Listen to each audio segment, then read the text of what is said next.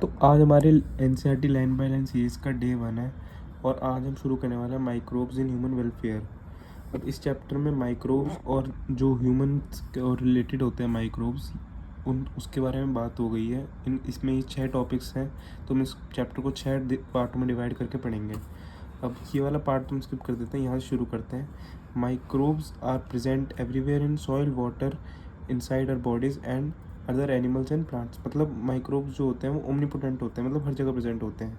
They are present even at sites where no other life form possibly exist, sites such as deep inside the geysers, thermal vents where the temperature में भी 100 degree Celsius. मतलब कि बहुत ही high temperature पे भी microbes exist करते हैं। Deep in the soil में भी करते हैं, under the layers of snow में भी करते हैं, एंड एसिडिक एनवायरनमेंट्स एंड अपना एल्कलाइन एनवायरनमेंट में भी करते हैं। माइक्रोब्स बहुत तरह के होते हैं, जैसे कि protozoa, bacteria, fungi and microscopic animal and plant viruses.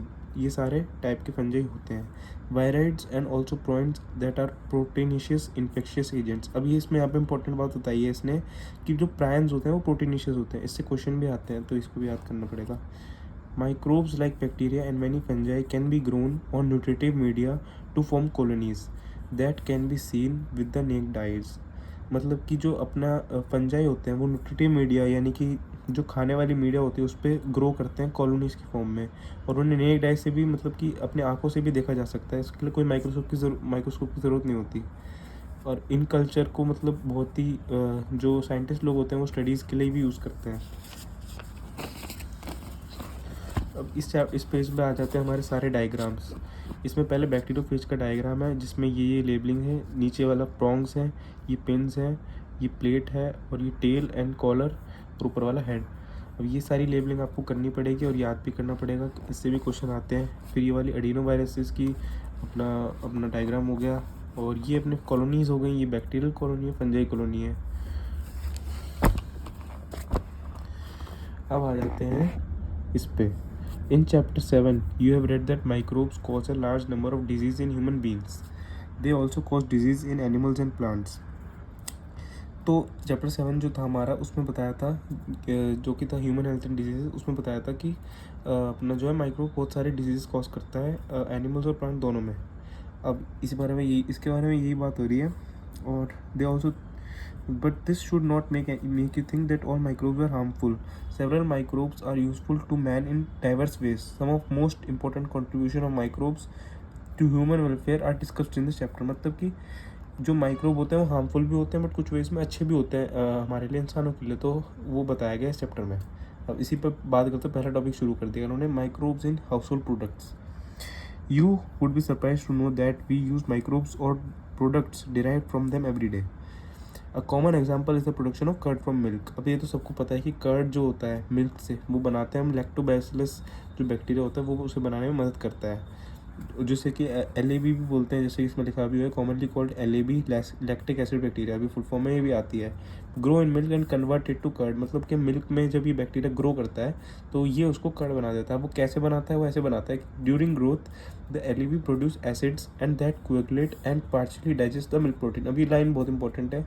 जब वो ग्रोथ करता है अपना LAB यानी कि लैक्टोबैसिलस, तो वो एसिड प्रोड्यूस करता है और उसकी वजह से वो कोएगुलेट करता है, मतलब वो एसिड को प्रोड्यूस करता है और उसे जमा करता है, और उसके बाद वो अपने जो मिल्क प्रोटीन होते हैं उन्हें पार्शली डाइजेस्ट कर देता है। पार्शली डाइजेस्ट ये बहुत इंपॉर्टेंट है। कोई असर्शन रीजन में कभी कभी टोटली डाइजेस्ट डाल देते हैं तो वो गलत हो जाता है, क्योंकि पार्शली डाइजेस्ट करता है। Small amount of curd added to fresh milk as inoculum और starter contain millions of LAB। मतलब कि जो हम एक जो स्पून में पुराना मिल्क कर्ड लेके वो अपने नए दूध में डालते हैं, तो उस जो कर्ड के उसमें होता है उसमें मिलियंस ऑफ LAB या फिर अपना कह सकते हैं लैक्टोबैसिलस होता है। तो इसमें इनोकुलम मतलब वो जो हम चम्मच से वो लेते हैं कर्ड, वही इसका मतलब इनोकुलम है यानी starter. which at suitable temperatures multiply, thus converting milk to curd, which also improvises its nutritional quality by increasing vitamin B12। ये भी इंपॉर्टेंट है क्योंकि मिल्क को कर्ड बना देता है तो कौन सी चीज़ें इंप्रूव होती हैं, तो न्यूट्रिशनल क्वालिटी में विटामिन B12 हमारा जो होता है वो इंक्रीज हो जाता है कर्ड में।